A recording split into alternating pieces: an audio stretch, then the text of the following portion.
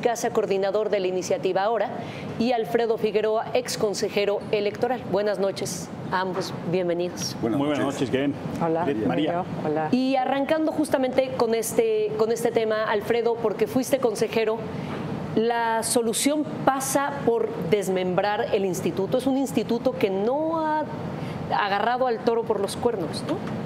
Mira, lo que hemos venido advirtiendo en los últimos años, lamentablemente, es que las razones que motivaron la reforma electoral de 2014, una vinculada a la fiscalización, a crear nuevas condiciones de la fiscalización, otra vinculada a nombrar autoridades electorales en los estados independientes, son durante estos años dos grandes fracasos de la autoridad electoral en México. Hemos advertido ríos de dinero, hemos dicho, en las campañas electorales. Hemos visto una actitud del árbitro de la competencia política mucho más de autocomplacencia, incluso de autoelogio.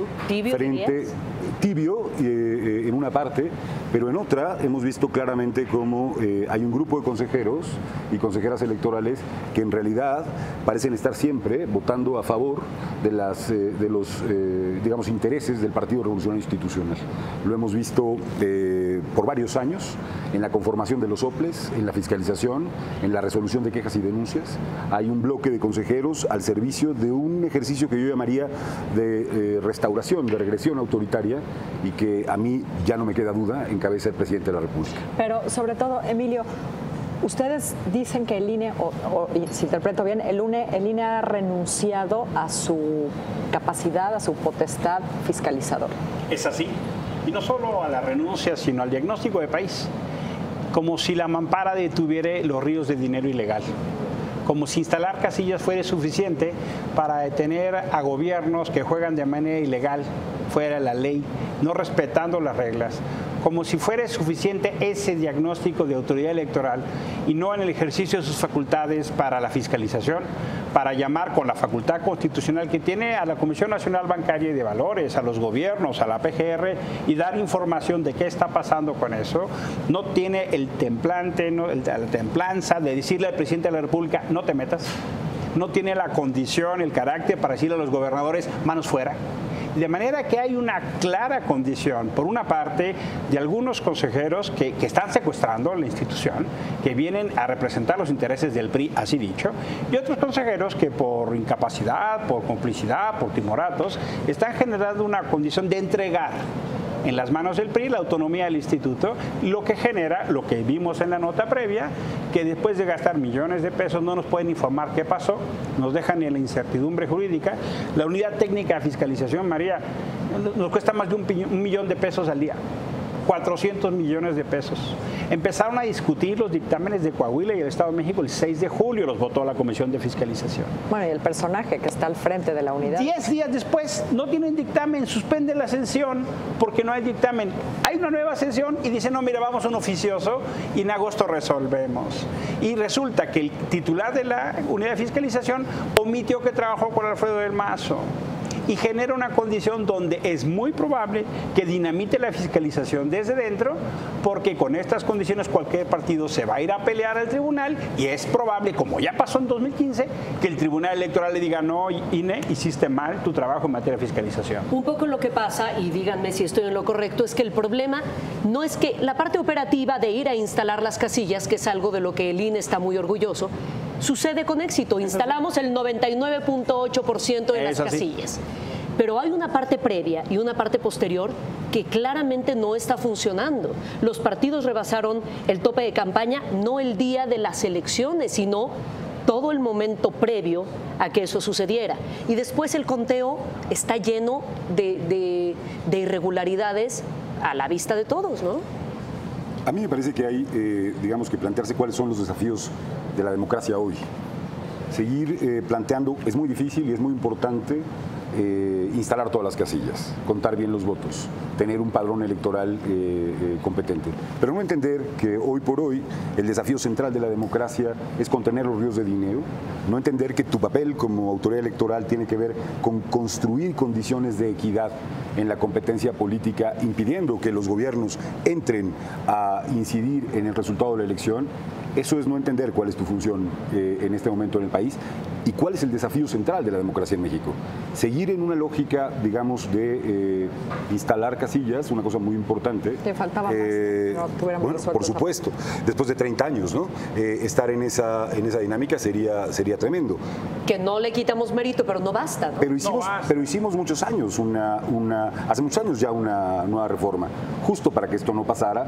Como ha dicho Emilio, en el 2015 fracasa la fiscalización, en el 2016, solo por dar un dato, 200 millones de pesos han sido revelados este año, fueron desviados del gobierno de Quintana Roo a la campaña del PRI. En esa campaña el tope de gastos era 4 millones de pesos. El INE no los vio y dijo que no había habido rebase de tope de gastos de campaña. Este es un problema muy importante y por eso nos hemos planteado si en estas condiciones es posible llegar a la elección del 18. Bueno, en el Estado de México lo vimos todos menos ellos, ¿no? En Veracruz desviaron 800 millones de pesos. En Chihuahua desviaron. Y no lo vio el INE. Es decir, lo que está pasando, Kiret, es que antes, durante y después está generándose un fenómeno de masas de dinero que genera una dinámica de contabilidad doble en los partidos políticos y que la autoridad la cree y luego sale a festejar lo bien que hizo el trabajo de fiscalización y que luego inclusive estamos ya en casos como los de Coahuila que se cae el conteo como hace 30 años. O sea, venimos dando una lucha ciudadana, institucional de este pacto de país por tener autoridades confiables. Después de la observación electoral de los 90, el IFE de principios de los 2000, llegar a una condición donde la autoridad electoral no puede con 4 elecciones. El año que viene hay 30. Y es la elección federal. Además de la federal. Y en el preámbulo de cómo llegamos a las elecciones del 2018 con lo que han sido estos Por esa razón, la iniciativa ahora planteó el día de hoy la renuncia del Consejo General, el cese inmediato del titular de la unidad de fiscalización. A ver, les pregunto a los dos, ¿no hay un solo consejero que se salve? Todos son... Acosta Naranjo les llamó la pribancada, ¿no? La pribancada en el INE. Todos son o de la pribancada o son cómplices o son omisos. ¿No hay uno que se salve? Yo creo que hay esfuerzos muy notables dentro de la institución. Esfuerzos de defensa de derechos que han trabajado durante este tiempo, durante estos años en la institución, como hay además directores ejecutivos, como hay un conjunto de gente en el Instituto Nacional Electoral que es valiosísima. A lo largo de mucho tiempo han dado batallas muy relevantes. Por eso es que preocupa muchísimo que la mayoría de ese consejo esté actuando en esa dirección. A mí me parece que lo relevante cuando uno es árbitro de una competencia política es ir conduciendo una institución en un determinado sentido y a partir de encontrar condiciones en donde no estás cumpliendo la función para la que fuiste electo, entonces hacer un alto y decir: basta, esto no puede continuar en estos términos y tenemos que redefinir las condiciones del juego de aquí hacia adelante. Eso puede suponer la renuncia de todos sin dejar de reconocer que hay diferencias dentro del Consejo General. Y la renuncia de estos personajes no resuelve el problema, Alfredo. O sea, si el problema fuese solo eso, pero estamos inmersos en una crisis de corrupción abrumadora. Esto es cadena de ese problema de corrupción, pero no resuelve el problema de corrupción. Es así, pero la crisis institucional en el INE ya está. Irnos en estas condiciones al 2018 es apostar a que la crisis estalle después. Lo segundo es también a retomar lo que significa el proceso de construcción de institucionalidad democrática. En otras ocasiones, cuando hay una crisis de confianza de este tamaño, los actores políticos, ahí nos referimos a los partidos, tienen que tener una vocación de retomar árbitro y que suspendan esta dinámica de cuotas, cuates y timoratos, porque eso está erosionando el pacto democrático. Y la tercera es asumir este fenómeno donde los actores de la sociedad recuperan sus instituciones. El INE nos ha costado muchísimo, nos cuesta muchísimo, pero no podemos irnos al 18 bajo la idea de que no pasó nada en el Estado de México, bajo la idea de que el dinero ilegal no se vio y ay, qué pena un año después. Irnos en este formato lo único que va a hacer es generar un conflicto mucho mayor. Las elecciones son para elegir gobiernos, no para dinamitar países o construir conflictos. En estas condiciones, el INE tiene una crisis de confianza, tiene una crisis de capacidad que ya no responde.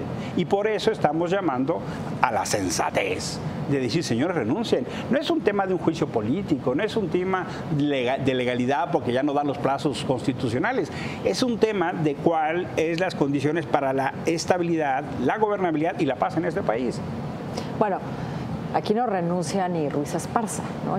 Bueno, el socavón, el rey Midas de la corrupción. Lo único que nos queda es efectivamente que renuncien, porque es un organismo autónomo, no hay nadie que los pueda hacer, no hay nadie que los eche, pues.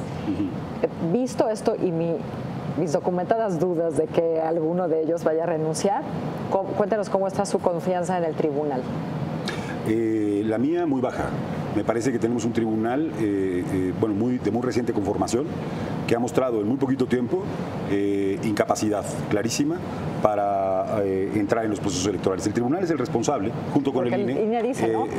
El árbitro es aquel, ¿no? Por supuesto que el tribunal tiene la responsabilidad y por supuesto que estaremos atentos en relación justamente a ver qué es lo que resuelve en estos casos, y habrá que exigirle en los mismos términos que al Instituto Nacional Electoral.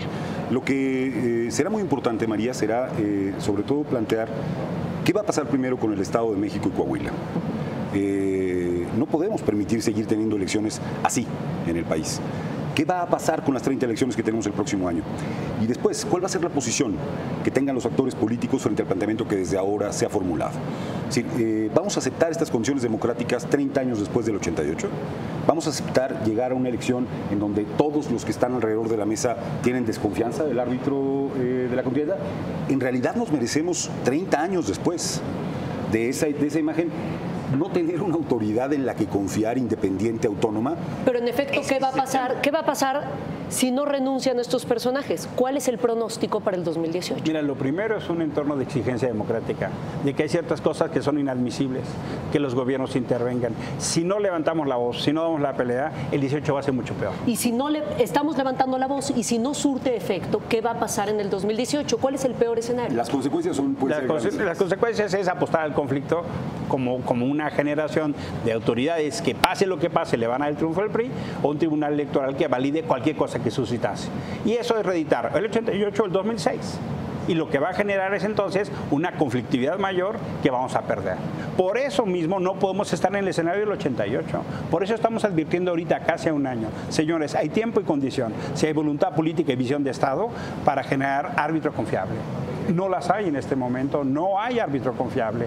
No hacer nada es permitir no solo que la brutalidad, la ilegalidad, el abuso, el cinismo de lo que vimos el 4 de junio en los estados, con un presidente que se metió en campaña, con un secretario de Hacienda repartiendo afores, vamos, con ambulancias, vamos, lo que vimos fue el cinismo grotesco en el Estado de México, grotesco. Bueno, esto, si no tiene una sanción, un límite, el 88 va a ser, el 18 va a ser peor. O sea, nos regresamos 30 años. Y para eso... En otros términos, pero nos regresamos 30 años. Creo que es muy importante lo que dice Emilio. A ver, el INE es responsable por omisión y complicidad, por ser correa de transmisión. Pero quien está encabezando este proceso, incidiendo en las elecciones, es un presidente de la República, una camarilla que gobierna el país con gentes como Ruiz Esparza, por cierto. Eso tiene que frenarse. El país no puede tolerar más intromisiones de Peña Nieto en las campañas electorales de los gobernadores del PRI. No es tolerable y desde ahora vamos a enfrentar este conjunto de prácticas. E hicimos una investigación para demostrar eso. Quien quiera verlo, es muy fácil, métase el secuestro.ahora.sí o véelo en Facebook, Ahora MX, y ahí van a ver justamente lo que estamos documentando, estos 30 años de lucha y cómo desde 2014 para acá hay una erosión donde un Consejo General que no entiende sus facultades, que sigue pensando en el IFE y que vamos, ni hay una voluntad siquiera de decirle a las autoridades cuando viola la regla. Es una investigación, Alfredo coordinó ese trabajo con un grupo de gente de Ahora, de voluntarios, vale mucho la pena, es una colección histórica de videos. El secuestro.ahora.sí, hemos llamado a esto el secuestro porque en realidad lo que sucede es que hay funcionarios como el presidente y su camarilla y actores del PRI que han secuestrado el Consejo General, que dejó de ser un garante de certeza. Hoy no sabemos qué va a pasar en Coahuila. Hoy no sabemos qué va a pasar. Después de las vacaciones, lo sabremos. Después, espérense, estamos de vacaciones.